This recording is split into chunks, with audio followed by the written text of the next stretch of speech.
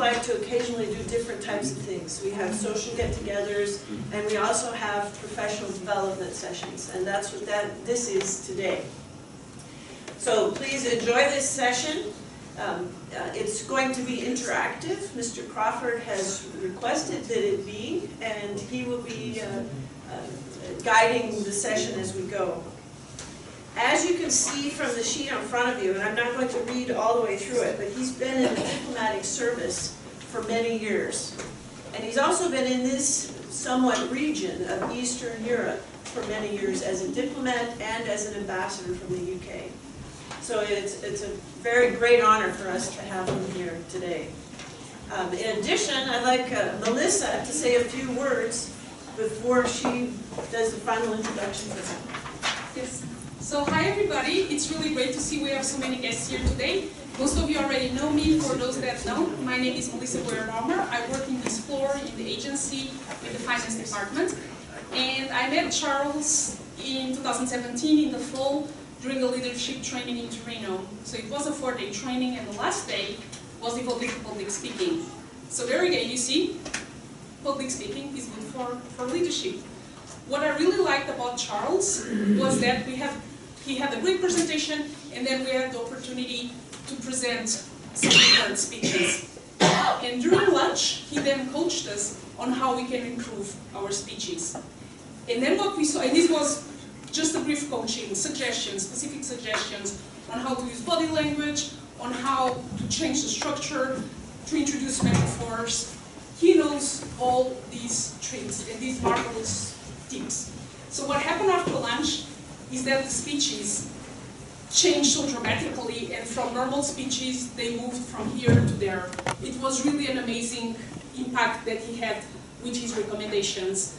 So this is something that, of course, Toastmasters is helping me and everybody a lot, but I think it's something that's maybe missing a little bit, is that we don't have the opportunity to rehearse and bring on the tips that we get from our evaluations. I think this is missing a little bit, but it's what we have, and it's the structure of Toastmasters. But having this intense coaching from a real expert, I think it makes a big impact. So it's really, like Krista said, a great honor to have Charles here today. And I'm looking forward to hear what he has to say. And he's just here in between the training that he's giving on leadership to safeguard, so he just squeezed this in during his lunch break. So we really, really appreciate this. And the floor is yours, Charles.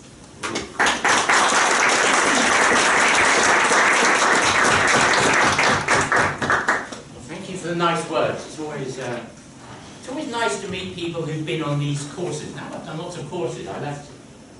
You know, the thing is, those who can do, and those who can't teach. And my parents were teachers, my grandparents were teachers. I became a teacher. I don't know how that happened. But it's nice to go on the courses and hear people enjoy them. Anyway, Melissa asked me here, so this is why I'm here, because of Melissa. Right, I'm going to just do this for a while, and then we'll just chat and have a wider discussion. And yesterday, the title of this presentation was "Don't Be Boring." But Melissa asked me to change it to something boring, which is how to evaluate a student. I do what I'm told. So the idea of this, folks, I like to walk around a bit. I've got my Apple Watch, so I measure my steps at the end of each. Often at the end of a training, I've walked about 8 kilometers. Some of you will have read the link I put up on my site. I went to a Toastmasters event in Oxford. First one I've ever been to. And people on the internet are saying, you want to learn public speaking, join Toastmasters, it's really good. So I thought I'd better see what this is all about. And I went along there and I liked some of it, but I didn't like quite a lot of it. And I was a bit tough about them in the piece I wrote on my own little website. And if you go there, you can see some of the Toastmasters people have replied. It's all fair enough. But the thing I thought was missing was the content of the speeches. You know, you used long words, you started nicely, you didn't use the podium, and all the body language, all this stuff. But no one said if it was a good speech. Was it good? Did it make sense? It may have been inspirational in the sense that the guy was gesticulating a lot, but was it any good? And this is what I want to talk about today, really. How do you evaluate a speech from that point of view? Not the body language and all that, because I think the body language is easy. It's the content that's difficult. This is me, with a Z. I didn't do multilateral diplomacy. I didn't do the acronyms. I didn't do UN. I didn't do OPCW. I didn't do CTBTO. I didn't do all those acronyms. I just did countries. All these countries, left the Foreign Office 10 years ago, blah, blah, blah. That's all you need to know. Anyone here from Poland? Oh, in that case you won't be able to read this, maybe. Radosław Sikorski przynał oficjalnie, że Charles Crawford był współdelegacjego przemówienia. Basically, Radek Sikorski was the former foreign minister of Poland. He gave a speech in Berlin at the height of the Eurozone crisis, which was quoted in every newspaper in the world. You can make a good case it was the best speech ever given by a foreign minister anywhere in the last 50 years. He had asked me to help him with his speeches, because he had people in his team who were really great at English in the Polish foreign ministry. But they had a problem. Because they were so good at English, they were making incredibly good mistakes. And they couldn't write speeches. So they were serving up, I wouldn't say stuff that was nonsense, but stuff that wasn't any good. So I wrote this speech. The interesting thing, though, is that the bits that were quoted in the newspapers were the bits he put in himself. He owned the speech. He took the risky decision to add the bits that really gave it a punch. And they're sort of part of the point of my book, folks. It's got, at the back it's got some of these Foreign Office cables, which I wrote when I was an ambassador, so you can see my cable on President Clinton's speech in Sarajevo. I was there watching President Clinton speak in Sarajevo. There's the cable I sent in 1997. In the book, I analyse it 15 years later. So you see the thing from different perspectives. The point was for him, I think, that he had to be very good at speaking in English. And he's studied at Oxford. His English is, I'd say, as good as mine. But his people couldn't write speeches for him in English. And there is a limit to speech writing, I think. This is the point when you hear people who want to learn about the public speaking process. There's writing a speech for someone else, and there's writing a speech for yourself. I say speech, presentation, whatever. There are no limits to this. And in the end, it's the speaker's speech, it's not the speechwriter's speech. The speaker has to own the risk. Is he prepared or she prepared to take a risk and own that risk, or not? Because sometimes it's the risky bits that make it extraordinary. And I said on my course with Melissa, I'm not interested in speeches being good. Any speech coach can make you good. Toastmasters can make you good. I'm interested in it being amazing. That's the challenge. What is the space between good and amazing?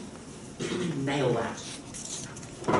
So the book talks about all this. You can buy it afterwards if you pay. Cash. And these are the Cicero Awards. There's a very good website on public speaking in America called Vital Speeches of the Day. And it's just a terrific website on public speaking. VSOTD. And they put out these Cicero Awards. It's been going for 50, 60 years.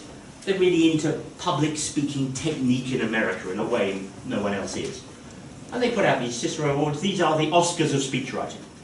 I have won 2 of these in the last couple of years. This one was about the future of the funeral services sector. So I won my Oscar speechwriting award for a speech about funerals. You can write a fantastic speech about anything. People say, oh, our work here is so technical. It doesn't matter. It's really interesting. In the end, it's all about people.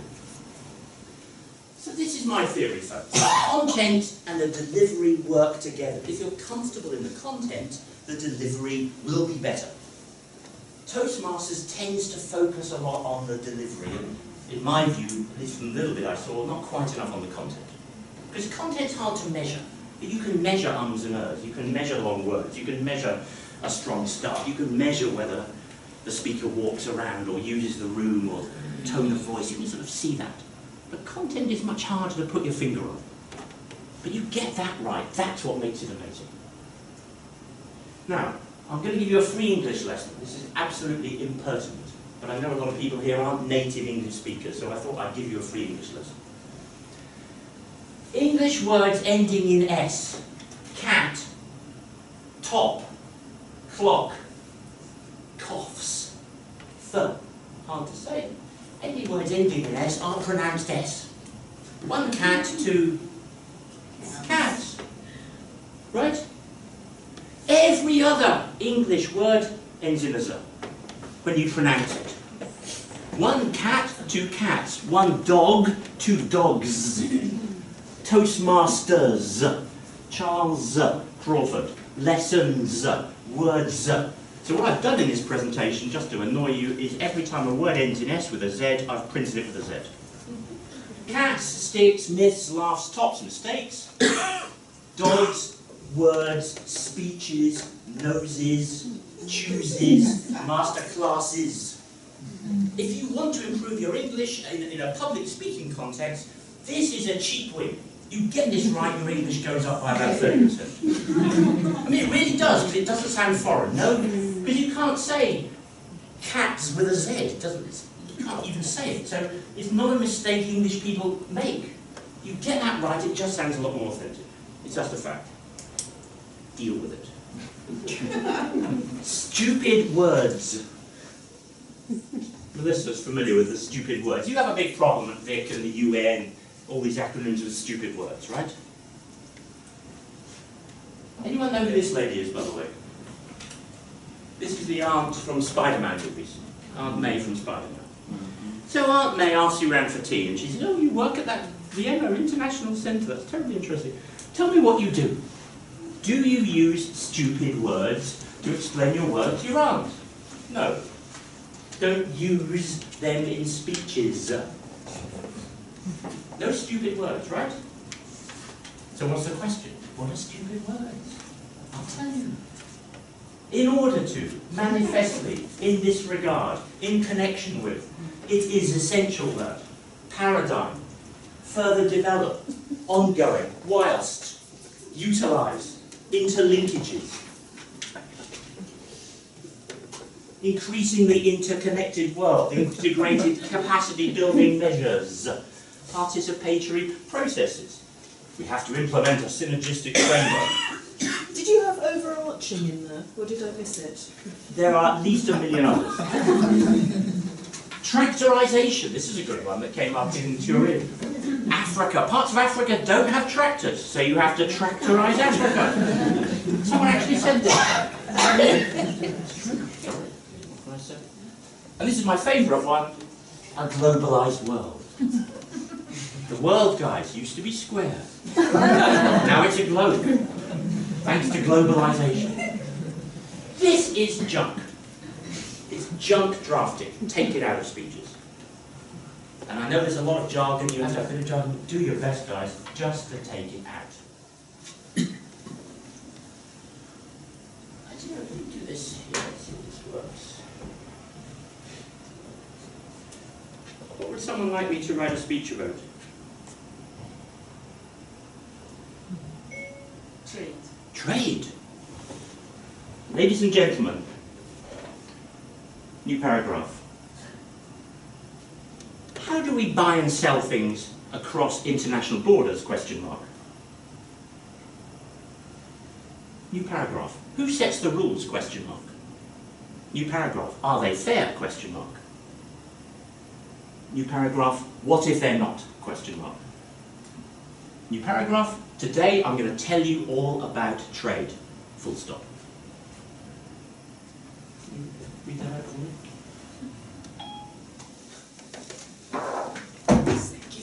It's not quite perfect. Loud voice. I think I just went. Oh my gosh. She's gone to Candy Crush. That's just the worst. Did anyone here play Candy Crush, by the way?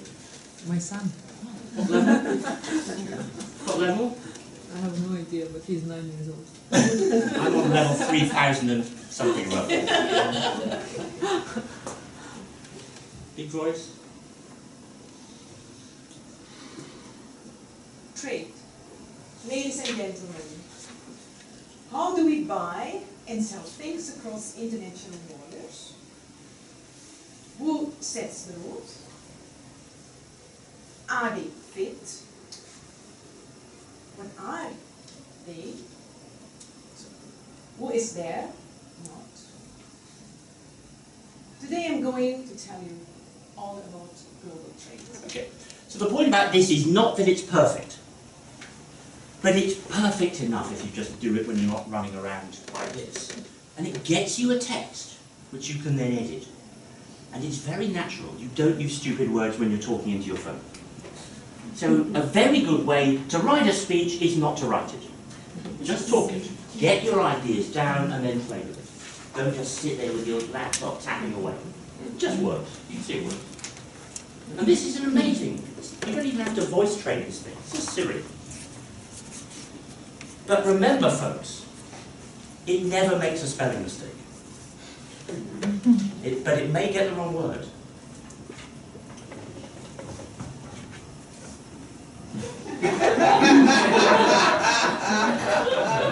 So what's it trying to say? Sergei Lavrov. Sergei Lavrov, the Russian foreign minister.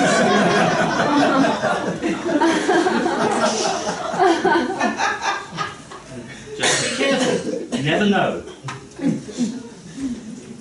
So this is the heart of my presentation, folks. Structure.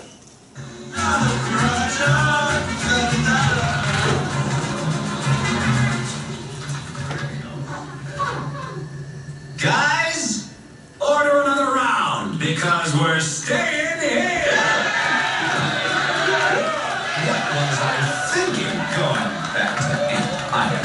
I mean, we just got here and we have more than enough food to get us through the winter, right? Why go back? But there was that ant that stood up to me. Yeah, but we can forget about him. Yeah, it was just one ant. You're right. It's just one ant. Yeah, boss. They're puny. Puny? Say, let's pretend this grain is a puny little ant. Did that hurt? No. Well, how about this one? Are you kidding? How about this?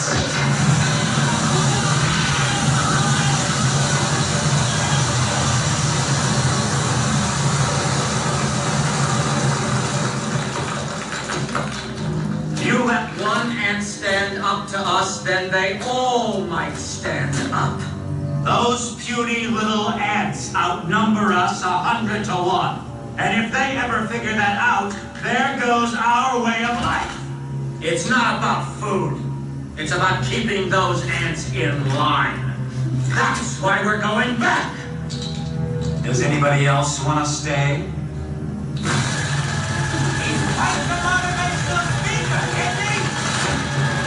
Let's ride! Now one of the things I do when I'm doing these classes is take these little clips and really analyse them from the point of view of technique. So, finishing with a question. Does anyone else want to stay? Very good to finish with a question. Very strong start, tone of voice, all the Toastmaster things are all there. It's a fantastically delivered speech. But the interesting thing for today's purposes is the structure of it. And this is something I want you to at least understand what I'm trying to say. Whether or not you agree with it, it's up to you. Look. Can you think in 2 words the ideas that were contrasted in that speech? 2 words. You've got to go right up to a very abstract level to think what the structure of the speech was. The intellectual structure, the emotional structure of it. Impact. Sorry? Impact. No. About what he said, the ideas he used. What was the first thing he talked about? The speech is in two parts. Now, it's very hard to spot this when you're just watching it, because wow, it's Bugs Life. But when you get good at analysing speeches, you start to notice all this stuff. So what was the first thing he talked about? How good things were. Why were they good?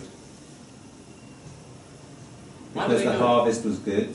Okay, so they had Enough grain. food, right? First thing he talks about is food.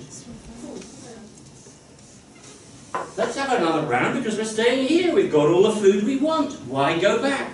Ask the question. Then he does the thing with the seeds. And then what does he say? He climbs up on a pile of seeds. He says, it's not about food, you morons.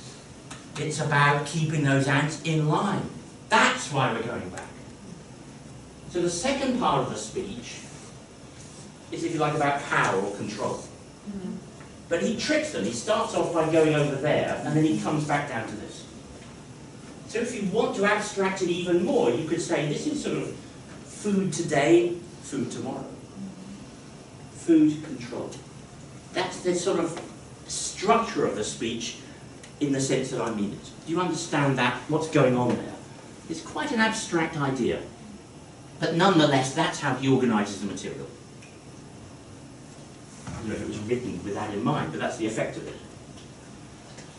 So if you're thinking about a speech, you're asked to give a Toastmaster speech on something, think about two very big ideas that can be contrasted. And they can be surprising ideas.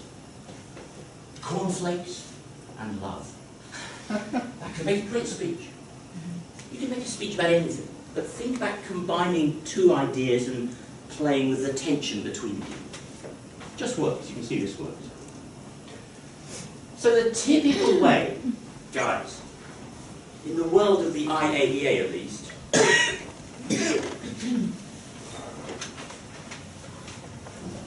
someone from the IAEA has joined us. He's on our course, by the way. He's just managed to escape. The typical logical way is to say what a speech is about. You define the terms, you give examples, you explain the issues, you sum up. That is the way most people in the world are taught to think. They are taught to present that way. And it's fine. It just lacks a little bit of surprise. You sort of know where you are. It's a bit sort of sad. But it's got a structure. Another way to have a structure is by a general idea of a contrast. Guys, I've got good news, I've got bad news. What's the problem? What's the solution? I'll send around the PowerPoint afterwards in PDF form so you can have it. Is it better to be safe and okay, or risky and bad? Food today, food forever. Facts, wisdom. Here's what's happened, this is what we have to do. This is what it means. So you can structure your material this way. A sort of related way of doing that is to have questions. This is a speech I wrote for the head of MI6. He had to give his first ever speech, and I organised it around these two questions. Why do we have spies, and can we trust them? And within that framework, you can put pretty much anything, but you have a nice little tension there between sort of realpolitik and trust. And that's a nice thing to play with in a speech. This really works. I cannot emphasize it enough how much this works. You play with time. So, for example, you say, let's take what was happening. Let's say you're talking about climate change, or you're talking about, I don't know, gender issues. What were gender issues like on the day I was born? What was happening? What was happening for my mother and father on the day I was born? Say it's 35 years ago. Well, me, yeah, 63 years ago, if you want to be precise, in my case. 63 years ago. What was happening? How do we look back on 63 years ago? How will people 63 years now, in the future, look back on my speech today? That gives you 126 years to play with. And the structure of that is simple. Yesterday, tomorrow, today. It's very powerful. Someone who was on the course in Turin did a speech, I think it was for UNESCO. And he used this structure in his speech for the Director General of UNESCO, I forget where it was. And he sent me an email afterwards saying, for the first time anyone could remember the speech with a big round of applause. Simply because it had a good structure. It was just interesting. So, you know, this is a very good trick. You can use it for almost anything. And this is a related way of doing it. Scale. Look at North Korea's policy. Here's what IAA is doing. Here's the global picture. Big to small to huge. Or you can have huge to big to small. Or you can have small to huge to big. It doesn't matter. But just play with the format. This helps you organise the material in a dynamic way. I think this is the point. This is the signpost on the road where I live in Oxfordshire in England. You will see that if you want to go to this place, Coat, it's quite a good signpost. If you want to go to this place, it's not so good. The point is, guys, the signposts in the speech are the bits that take you from one part of the structure to the next. I'm sure they teach you about this in Toastmasters. I've given you the good news. Here's the bad news. And you can play with tone of voice, you can play with pauses, you can play with intonation, you can play with an object. You just you go from one part of the structure to another. So in this one here, it was the game with the seeds. That effectively was the signpost. It wasn't exactly a moment. Some speeches are a moment. I've told you this, now it's that. This was more a little game, but it had the same effect. It took you from one part of the thing to the other. I'm sure they teach you about this in Toastmasters. A big part of public speaking is silence. Just say that. The speed at which you talk. You go on the internet and you type in how fast is a speech. They say, oh, and there are websites out there, they say, you should give your speech at the typical speed of a TED Talk. Totally stupid advice. No, it's much too fast. Now, here's the question. How fast should we talk when giving a speech or presentation? How fast? The answer? It depends. Basically, the bigger the room, the audience, the occasion, the slower you talk. Now, most TED Talks gallop along at 160 words per minute. That's a lot of words. It's my pace now. No one gets the chance to think. 160 words a minute? Quick, cram in everything you have to say. Then cram in some more. Who cares if the audience can't follow? If you're talking at that speed for 20 minutes, it's just too much. And that is the speed of a typical TED Talk. We've measured it. 163 words a minute. That little robot there is talking at that speed. These little emoji clips are 10 seconds, so I've worked out how many words I need to talk for 10 seconds. That is 163 words a minute. You can talk faster than that. It just doesn't make any sense. Just slow down, guys. This, I think, is a good pace for a speech. About 110 words a minute. So if someone says, please talk for 5 minutes, you're going to need about 550 words. That's enough. And remember, it's better to say one interesting thing than 6 little annoying, clever things. Just say one big thing, then you sound big. That's enough. You've already got 5 minutes. I think deeply to the victims, to the wanted persons, kids, teenagers, adults, to their families, to their friends, to all of you, all of us. I think to this city, Manchester, and the Mancunians that I love deeply. I think to this country, England, and English, that I love deeply. I suffer with you. My heart is with you. I always feel close to you. recognise him. He's Eric Cantona, the former Manchester United footballer, talking after the Manchester terrorist attack. So beautiful, so simple, so slow. Makes grammatical mistakes. So what? It doesn't matter that his English isn't perfect. Who cares? It doesn't matter you can hear the traffic in the background. He must have done it in a thing by the side of the road. It's just extraordinary. It's so slow. And so for things which have to carry weight, let the words do the work for you. Let the sound, let the spaces do a lot of the talking. Interesting idea, the idea of speed. Let me just sum this up and then we can have a chat about life and speeches and stuff. I have met survivors of war zone rape around the world, and almost without exception, they ask for one thing: justice. The right to be accepted, not shunned by society, the right to long-term economic and health support, and above all, the right to see their attackers held accountable in a court of law. Because war zone rape is not a lesser crime, it is a crime against humanity. What do you think about that? Famous person, weighty, terrible subject. Is it good, is the question. Well, she's really good. Yeah. But is it a good speech? A little emotions, not very emotional.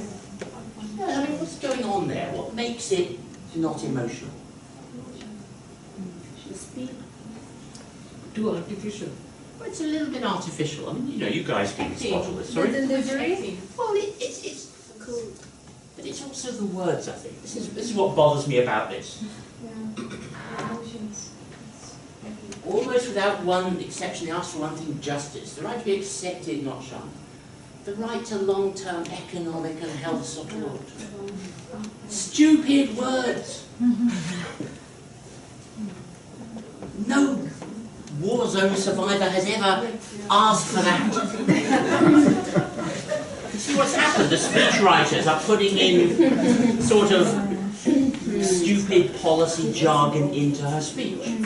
It's not her. The right to see their attackers held accountable, it's all just a little bit sort of speechy and heavy, and it's not bad. Nice short sentences, I mean, it's okay. It's not amazing. Yeah. Who was in the audience? Maybe it was your people. Doesn't matter. No one wants to hear. That's what you think. Yeah, but many UN people are people, right? Not everyone, obviously.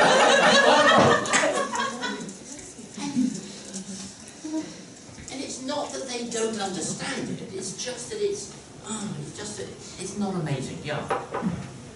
I'm glad you brought this up, and it's when we're in position of writing speeches as you've done for other people, we are under supervisory bias, and we have to put in a number of different things. And so, while it's great that she's a notable celebrity, she can say this one message. I know that they put in these words, but how do we, when we have to put in a number of different terms and policies, still make it memorable in using these words? Very good question. And I think this is what I would do in your shoes. I would phone up the organisers and say, look, okay, the DG is coming to talk to you. We've got a pretty stock speech, but you might perhaps prefer something a bit more personal. And they will say, God, give us the personal, you know, something interesting, someone with lots of human life. Then you say to the DG's office, they've specifically asked for something that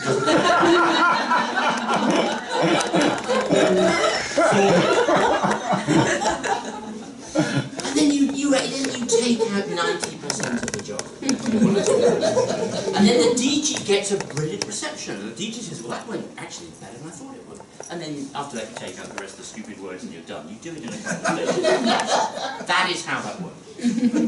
So my question is on political correctness, and you really do comment so if you look at the situation around the globe, you have North Korea, Syria, when answering these kind of, or addressing these issues, a lot of these words have to be used, because how much simple can you get? Well, I reckon you can get pretty simple, to be honest. But you know, you're right. There are limits. All I'm saying is, for the purposes of this little session today, just look how this thing is just a little bit sort of. You don't think this is great?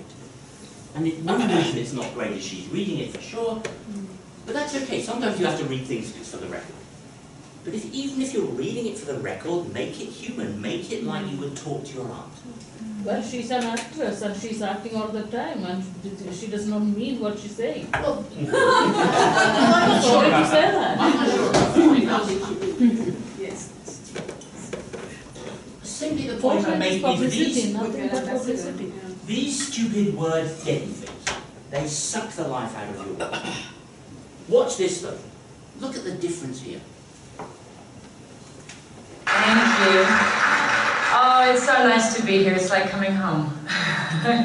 I was here, as you mentioned, about 16 years ago, and had no idea what was ahead of me. I'm sure many of you feel that way working here.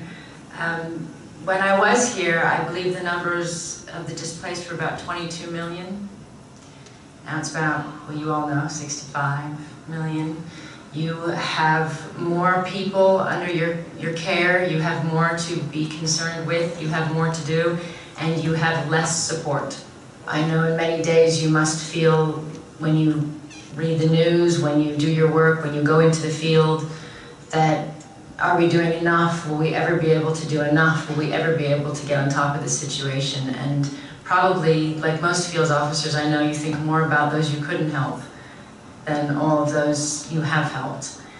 But know that there's a reason why I am so proud to be with you in HCR, because the work you do and what you do in the field and the lives you help to save, the people you help to get through their days and have pride in being a refugee and calling themselves a refugee, and have had your assistance and your support, makes all the difference. And as the High Commissioner said, now is the day when they really challenge us, when they really challenge everything that we've stood for and we believe in. And so now is the day for us to really step forward and say who we are and who we fight for, and work even harder. You know, the whole tone of that is different. I mean, I don't know if she just prepared it or just spoke.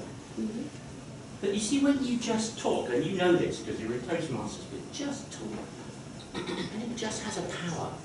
The contrast between those two things. And to answer the question, the question said, can you write this official stuff? I mean, that's pretty official.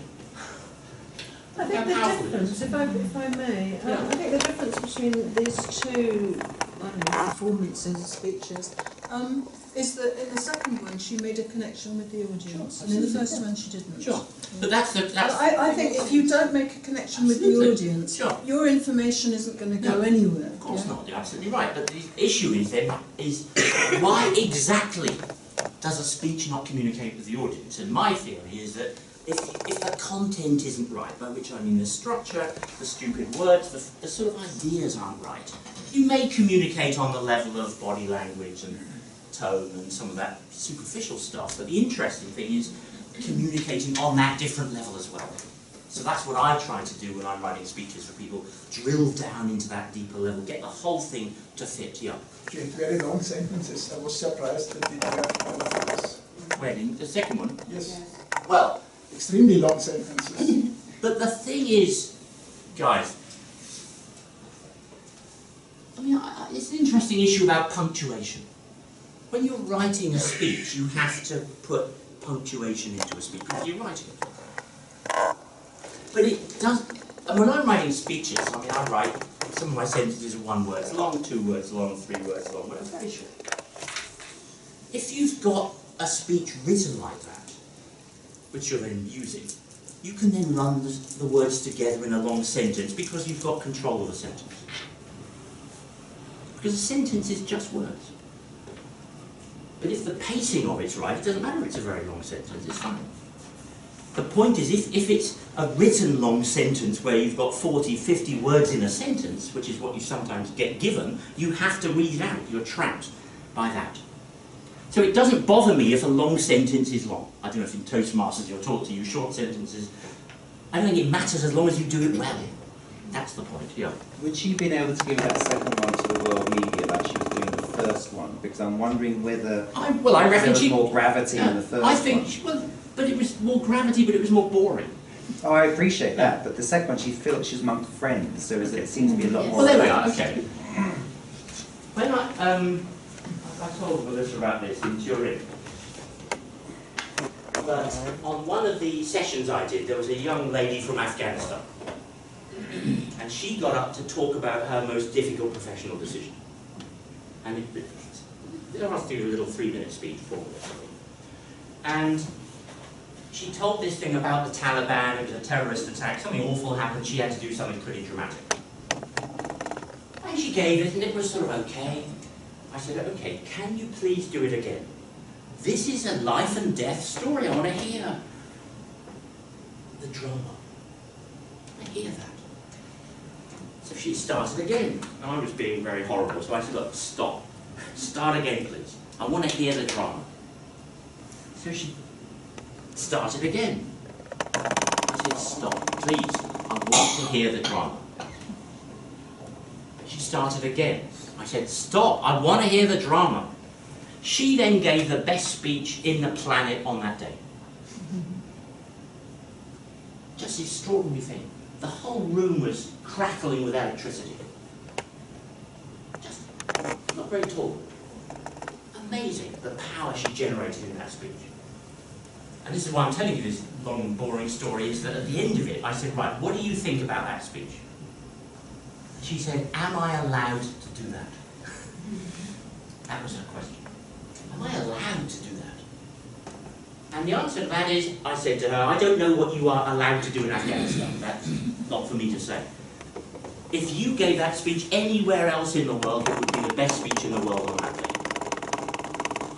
So what you're allowed to do, and this is going back frankly to Sikorsky, you have to decide what level of risk you're prepared to take. If I'm Angelina Jolie, I will sign up for being UN ambassador, but I'm going to give my speeches my way. That's what you get. If you don't want it, you don't get it. And so you just don't put stupid words in them. Now, there may be occasions when you want to be a bit more formal and a bit more official. It's fine. But even then, bring in the human touch. Because that's what makes all the difference. I mean, you know all this better than I do. So I simply don't believe there ever has to be a boring speech. I refuse to accept that as an idea. There is no speech that has to be boring, under any circumstances. Human touch, guys. That's what we all say. Less is more. Don't be boring. This is the outcome I think you should be looking for in your professional work and in Toastmasters. I always quote that speech by Lily in Vienna back in 2018. She said something I'll never forget. That's when you know you've lifted it to amazement. There was one of the ways you can give a speech structure, folks, is to take a weird idea and run with it.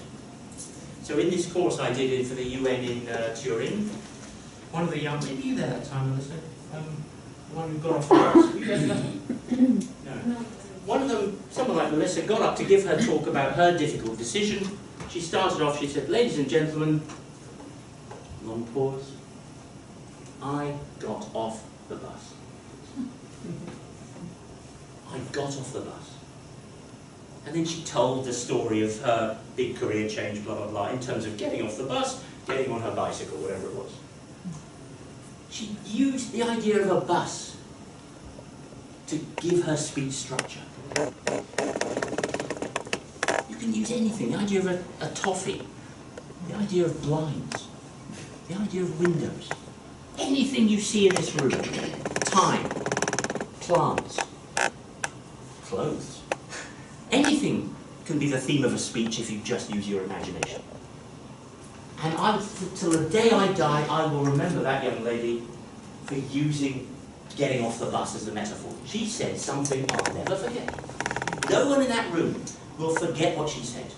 And people afterwards were coming up to me and saying, I can't stand all these stupid words anymore, how do I get off the bus? Everyone took on board that metaphor. She said something they'll never forget. Angelina Jolie in the second speech, no one who was there will forget her. First one, no. Blah, blah, blah. This is the challenge. How do you get there? Buy the book. The end. We've got IAEA, I thought we had a nuclear explosion in the background.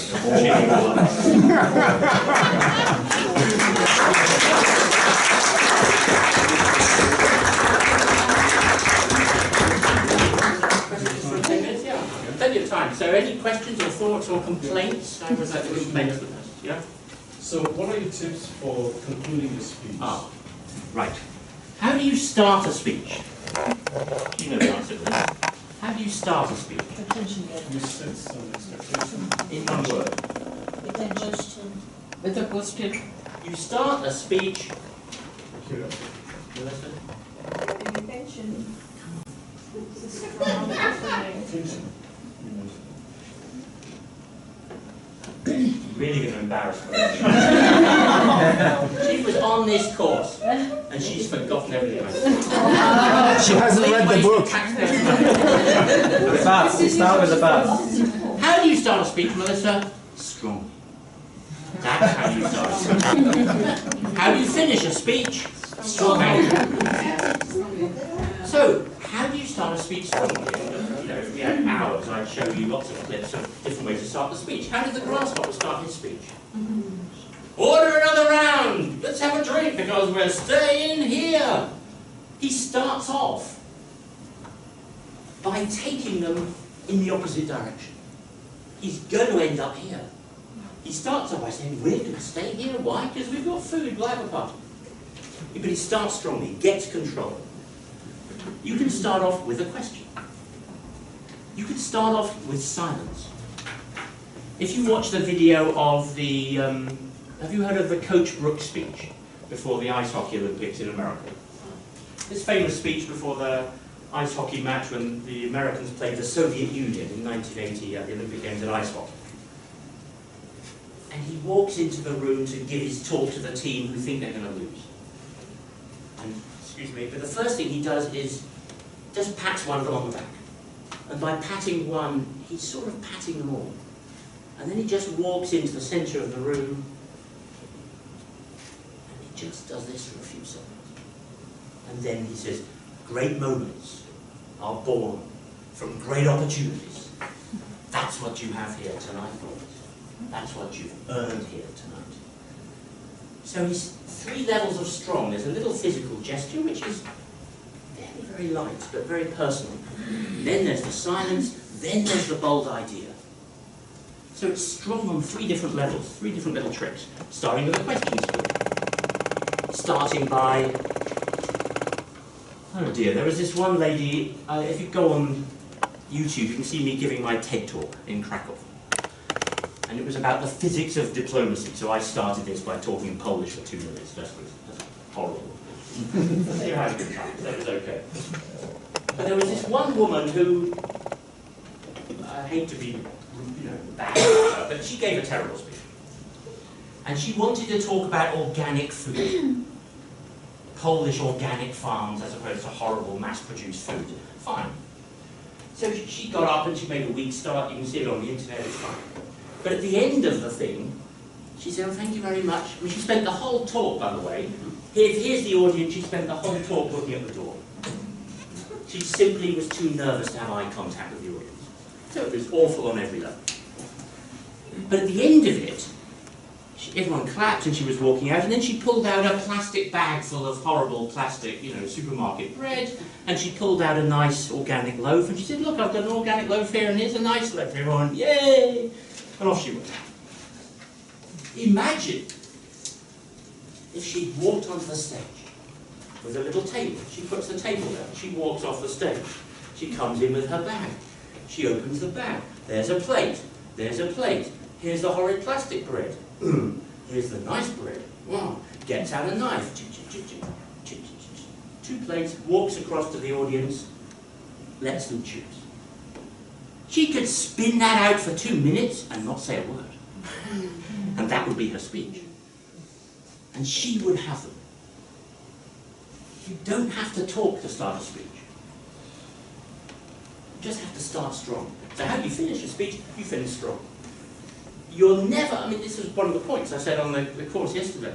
You know, you're never stronger than your first couple of seconds in your speech. It's hard to lose, to make up for lost time. And you're never really stronger than the last couple of seconds when you really nail it. Yes, that was good, everyone says, even if it wasn't that good, because at least they finished really strong. Finish with a question.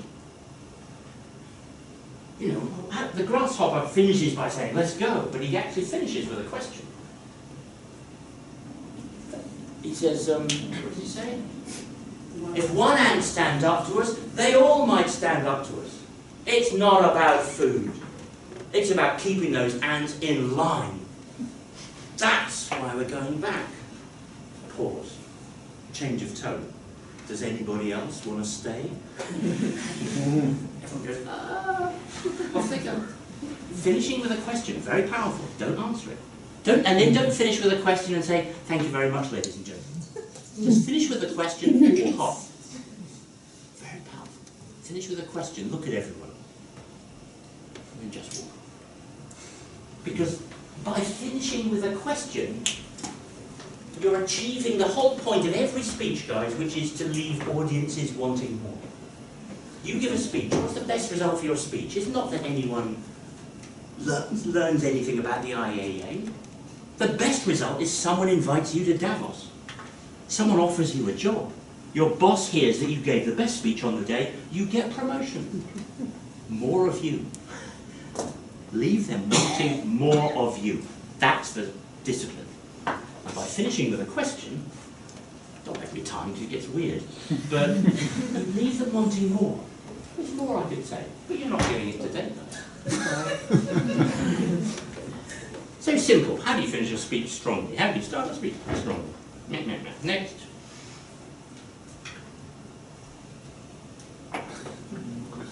Any of this makes sense? Yeah. So what did this lady from Afghanistan do to make it more dramatic, her speech? Which lady? The lady from Afghanistan. Well, I think she just sort of went for it. I mean, I can't remember that, to be perfectly honest, but I think this is a big point, folks, which I think is, again, it wasn't really picked up in the Toastmaster session I went to in England. If you've got a big word, make it sound big. If you've got a very small word, make it sound very small.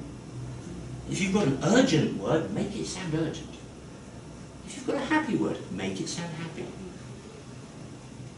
If you've got a really, really sad word, make it sound sad. And by doing that, you crank up the tension. So many speeches, they're sort of saying the right words, but the word and the emotional delivery of that word are out of kilter. I mean, one of the things I saw in Oxford at the Toastmasters, I'll come to the question in a second, one young man gave this speech about, it was one of his, what do you call it when you have to sort of reach a level or something? He'd reached a certain level, and this was his speech to do that. And he talked about how his girlfriend had got a serious illness, and then he'd broken up with her. And he sort of talked in a rather mysterious way about whether or not he'd broken up with her because he didn't like her anymore, or had he broken up with her because she had an illness and he couldn't cope with it. It was all a bit unclear. And then, you know, he said she died, and that was awful. And then he started sort of somehow linking this to Star Wars. So the whole thing was sort of out of sync with itself. If you're going to tell a story about a really, really sad thing that happened, make it sound sad.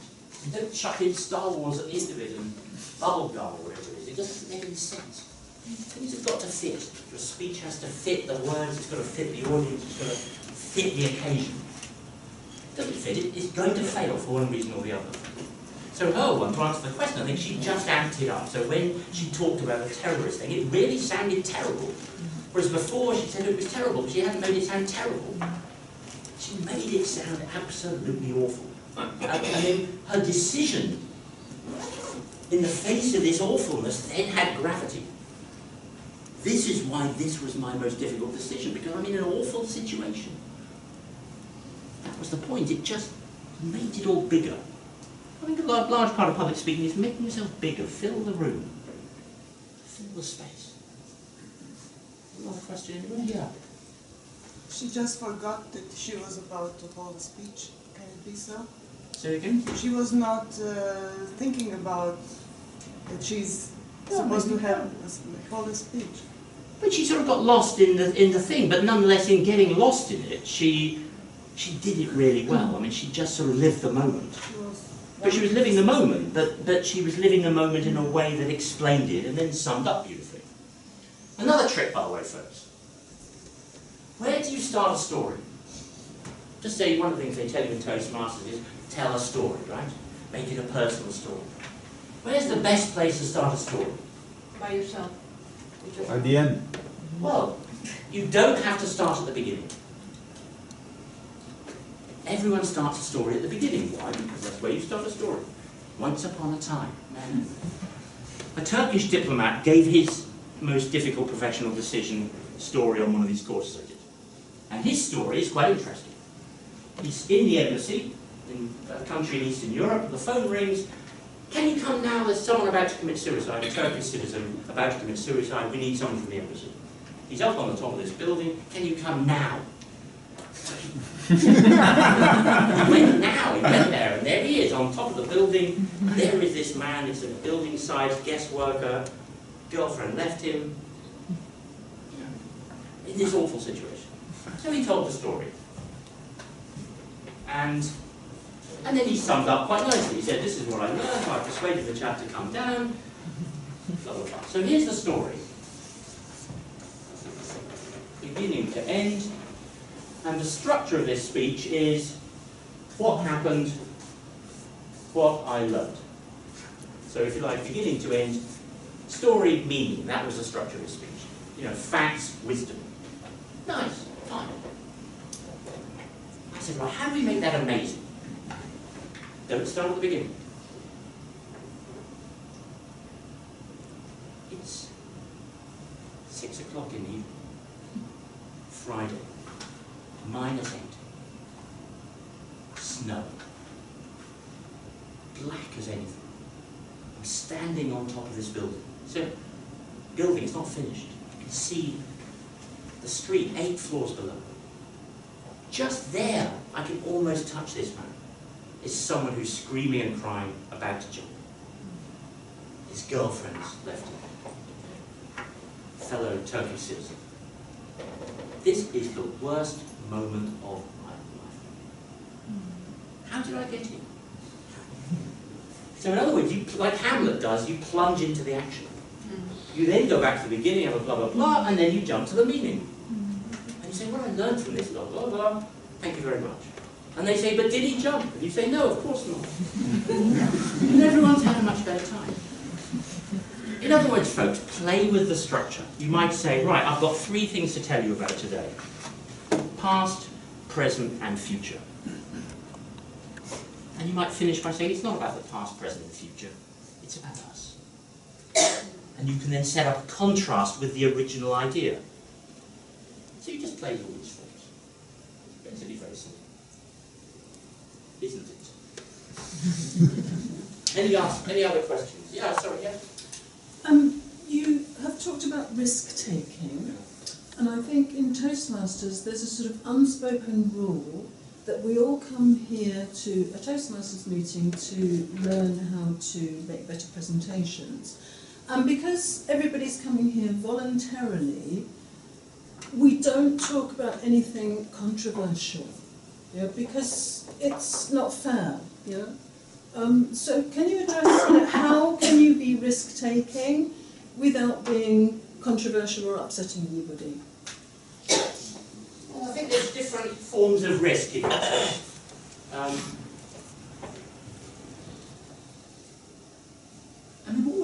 if you got up at your Toastmasters and just said that, and said, actually today, I'm going to talk about something which I think is a bit risky. And then you just go for it. And that would have a real power. And it's highly unlikely that anyone will be offended unless you are offensive, which you won't be.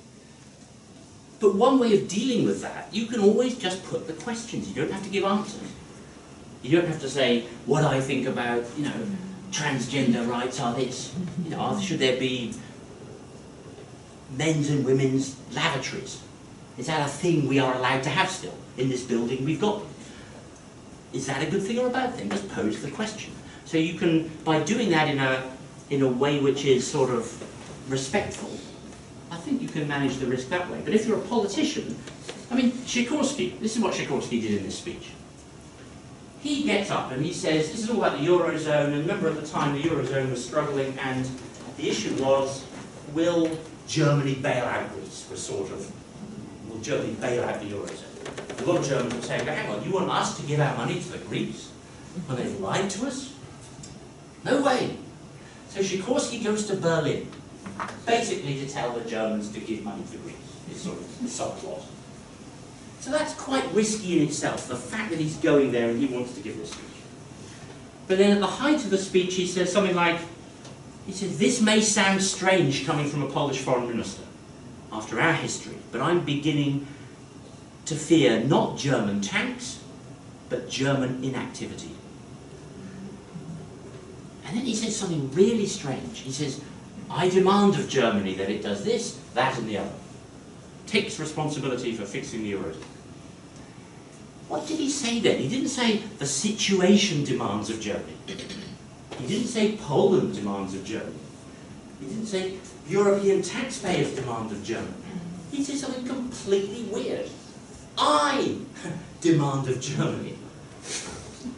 I, Radek Sikorski, I demand of Germany.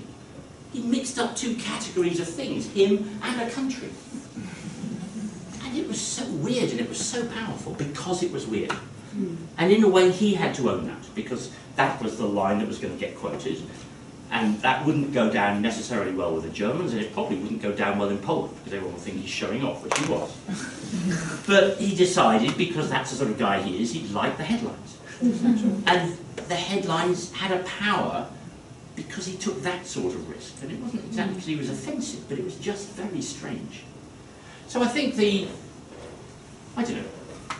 I think just by being honest about your own views and your own feelings and showing that you're ready to listen, you can deal with these risk issues reasonably well. But I can see also that Toastmasters is a place where you're there to, no one wants to go home unhappy. I think that seems to be part of the point.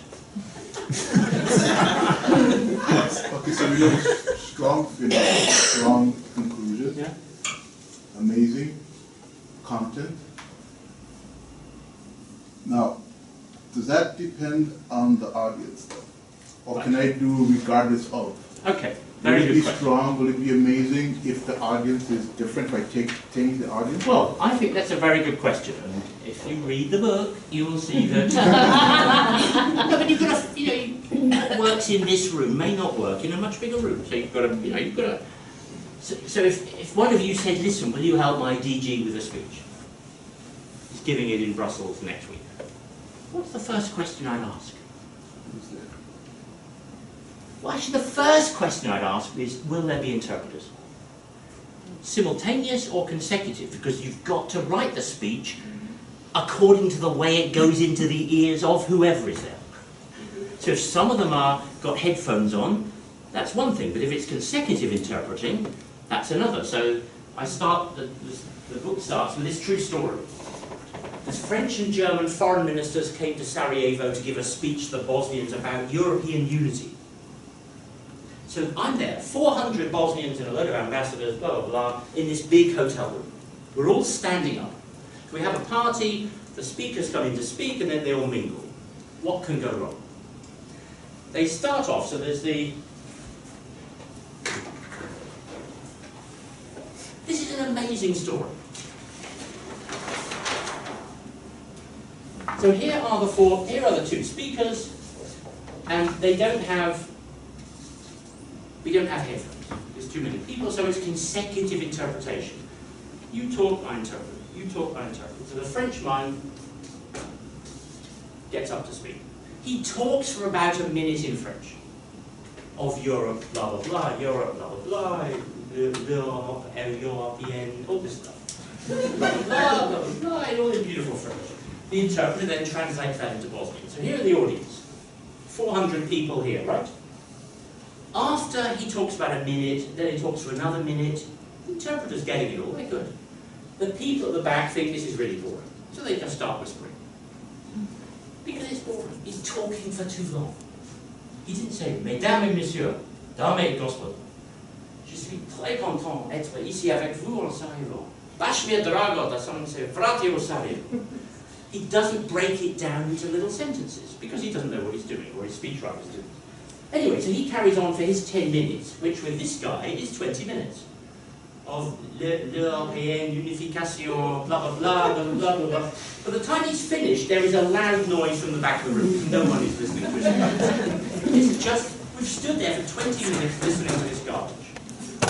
The German guy is furious that no one is listening to the Frenchman. So he then starts his speech very strongly by speaking in German in a very loud voice for a minute. And then the interpreter interprets for a minute. So these people think, look, this guy was pretty boring, but this guy's really annoying. He's making a loud So these people here are stuck. They can't talk. They're in the front row.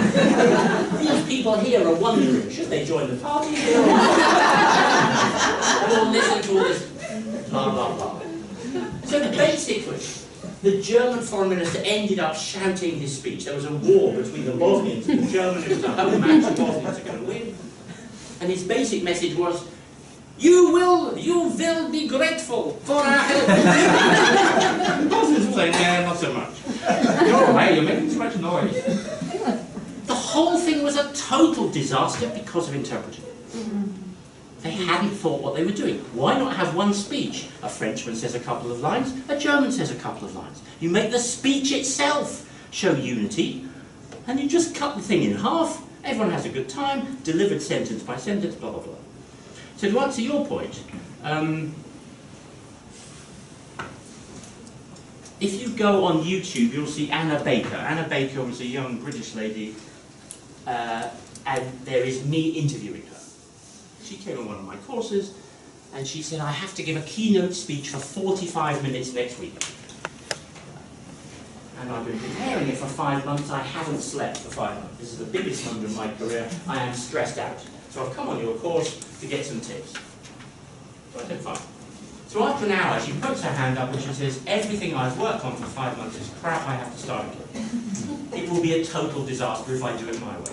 I said, that's fine, no problem. She said, but I want to give them a difficult message. How do I give them a difficult message? Goes back to your question now.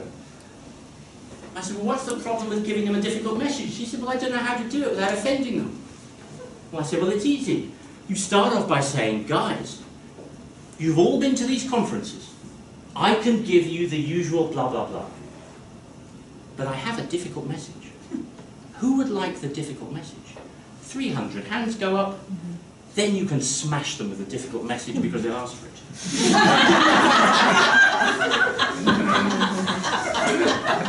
And she said that I didn't know that that could be funny. I said, but that's the point, make it funny, and then you've got them. Anyway, she does this thing, but what's interesting about this is, I'll finish with this and then we can go and have a lunch. This is a great question. Is a speech amazing in itself, as it were, or does it depend on the audience? And I think it depends on the audience because it's all about the relationship.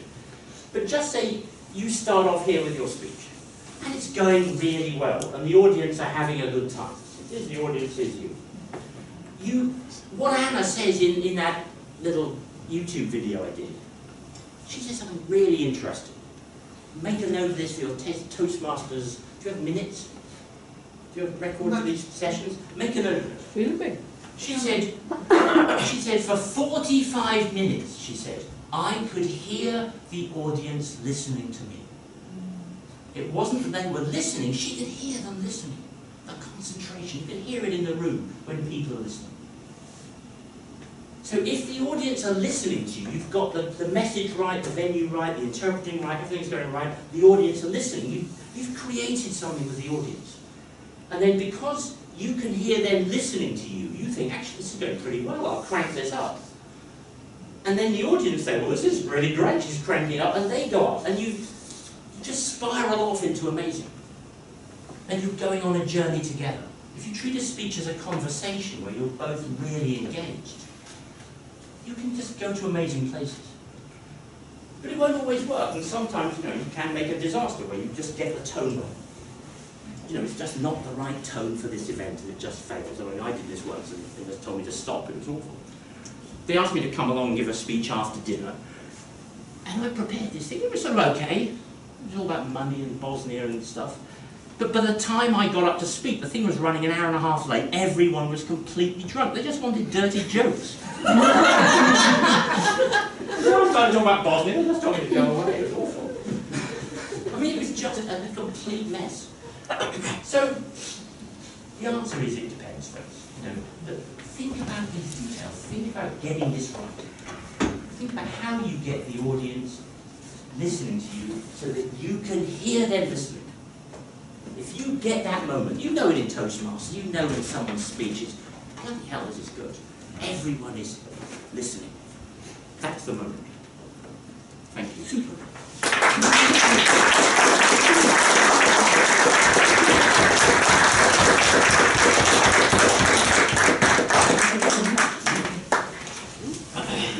We have a couple of things for you, but first, I want to make a comment about Toastmasters. I've been around Toastmasters for almost 25 years now, and I haven't continuously been a member, but I've joined a lot of different clubs. And the good news is that every single club has its own personality. And there's no dictatorship from the top that says, and I'm actually saying this to people in this room too, because we have a lot of new members here who don't know everything about Toastmasters. And so we can make a personality as a club. And that's exactly why we do sessions like these. And this is exactly why we invite people who we have no problem with them saying that Toastmasters has things that they could do better. And it's people like us and clubs like us who can start mini revolutions. And we can make our club however we want. We can go to other clubs and influence those clubs as well. So I'm really proud that Toastmasters can come together and do these kinds of sessions and bring in people of this caliber. So, Charles, if you could join me up here. We have some small gifts, but I hope they have meaning for you. Already, no, you're fine. This is wine from Austria, Grüner Veltliner, which is a well-known grape for Austria and a little bit into Slovakia. And we also, so that you remember Toastmasters and remember us specifically, we have a mug for you. It's a Toastmasters mug, find your voice. You found your voice. But it also has VIC Toastmasters on it, so please remember us specifically when you think of Toastmasters. Thank you very much.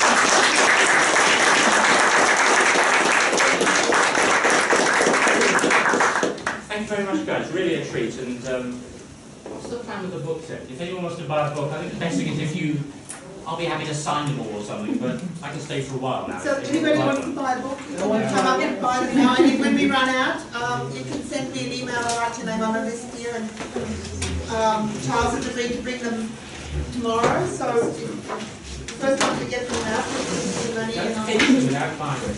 Yeah. We'll be signing them also.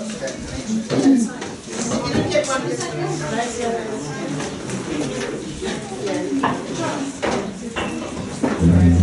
So I will reply your okay. See you on Friday.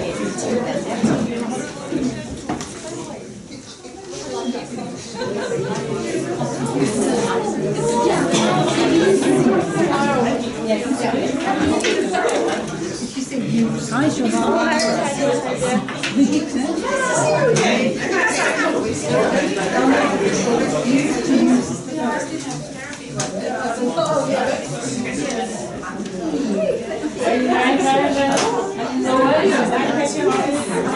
you?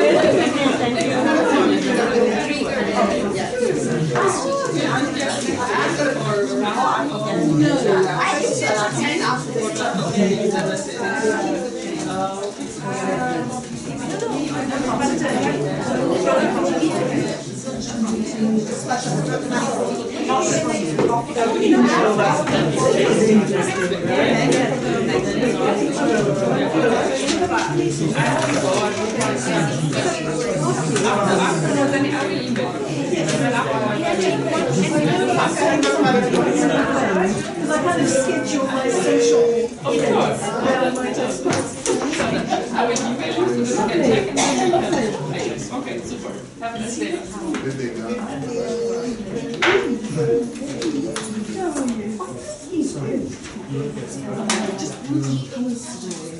Oh, my goodness. I already was going to wear that one. This one is for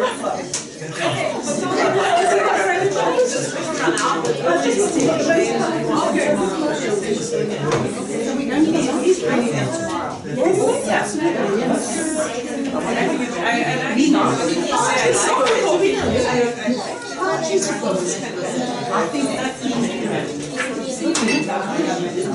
Would you have 15 minutes to make That's where the basket is also. We can't do it before.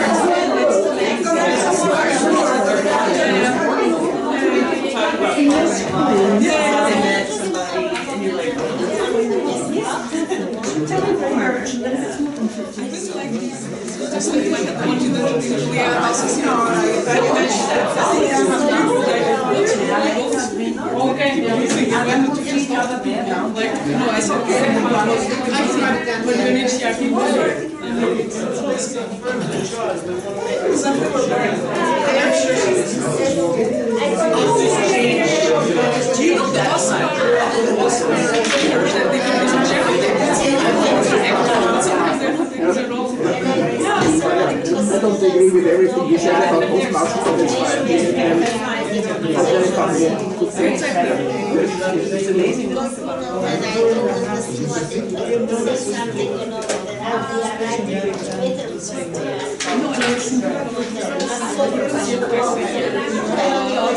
But I really invite you for another menu.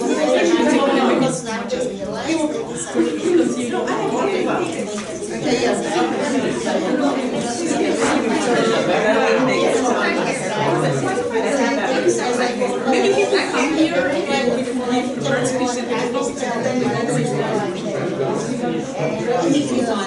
or we can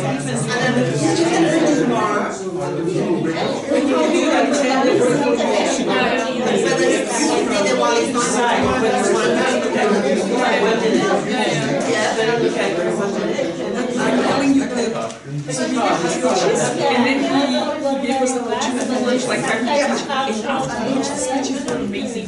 And there was like this my first version of this. He said, "Stop it! Everybody said your second version was much better." But she was like, "No, it was not only my friend. No." He's coming tomorrow. He's bringing some more. These people. Well, just for we need to do better.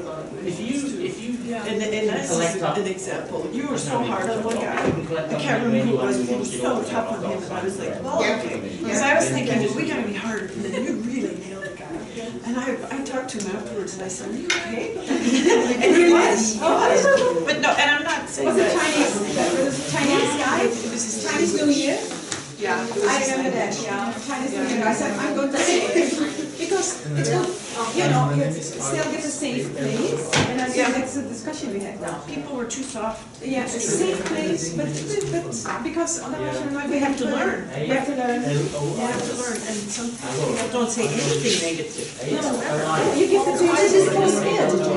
I'm like, I know I wasn't that easy. You know, so this is great. You know, I like the space, the emotional space we give each other.